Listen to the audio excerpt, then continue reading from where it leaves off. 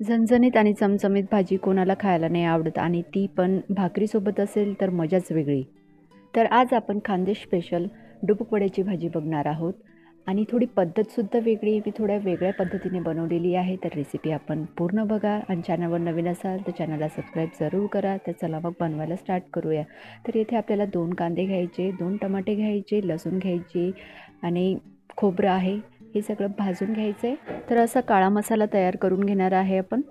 जास्त लोकांसाठी जर भाजी बनवायची असेल तर हा जो मसाला आपण बनवतोय तो थोडा जास्त बनवावा लागेल आपल्याला. तर हा मसाला भाजून झालेला आहे आणि आता हे मिक्सरमधून आपण बारीक करून घेणार आहे.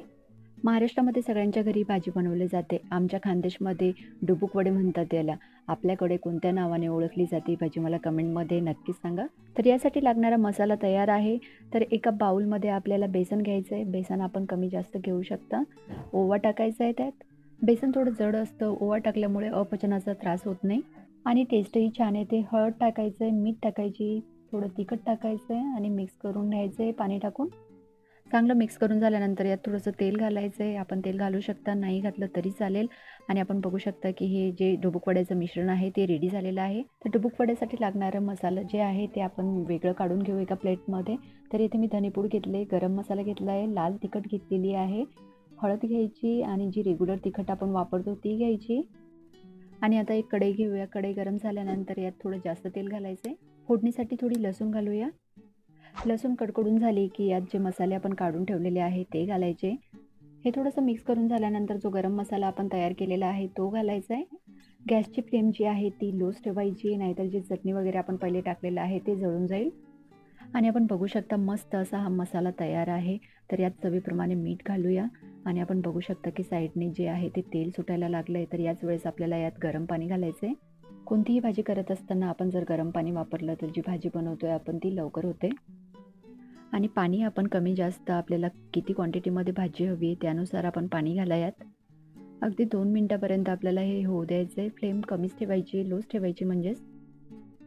तर इथे मी थोड्या वेगळ्या पद्धतीने डुबुक वडे बनवते. त्यासाठी मी अशा प्रकारचा झारा वापरते. आपण वाटलं तर हाताने सुद्धा अशा प्रकारे बनवू शकता. आणि हे चांगल्या प्रकारे उकळल्यानंतर आपण जे मिश्रण तयार केलेलं आहे बेसनचं ते टाकायचे झाऱ्यावर आणि वरतून असं थोडं थोडं टॅप करायचं आहे. अगदी हलक्या हाताने ठोका, जोराने नाही ठोकायचं आहे. आणि आता चांगलं मिक्स करून घेऊया. आणि हो, आपण माझ्या चॅनलवर नवीन असाल तर चॅनलला सबस्क्राईब करायला नका विसरू. जवळपास 3 ते 4 मिनटापर्यंत हे झाकून आपल्याला शिजू द्यायचं आहे. झाकण काढून घ्यायचे 3-4 मिनटानंतर आणि आपण बघू शकता की जी भाजी आहे ती घट्टसुद्धा झालेली आहे. तर याच वेळेस यात आता कोथिंबीर घालूया आणि कोथिंबीर घातल्यानंतर हे मिक्स करून घ्यायचं आहे. तर ही ढाबा स्टाईल मटणालाही लाजवेल अशी चमचमीत आणि झणझणीत भाजी रेडी आहे. आणि आता सर्विंग बाउलमध्ये आपण हे सर्व करून घेऊया आणि आपण बघू शकतो की भाजी किती छान आणि टेस्टी दिसते. तर ही भाजी आपण भाकर किंवा बाजरीची भाकर असते त्यासोबत नक्की ट्राय करा, आपल्याला आवडेल. आणि हो, ही वेगळ्या प्रकारची भाजी आपल्याला कशी वाटली मला कमेंट बॉक्समध्ये नक्की सांगा. चॅनलला सबस्क्राईब करा, व्हिडिओला लाईक करा आणि शेअर करा. तर चला मग भेटूया नवीन व्हिडिओमध्ये.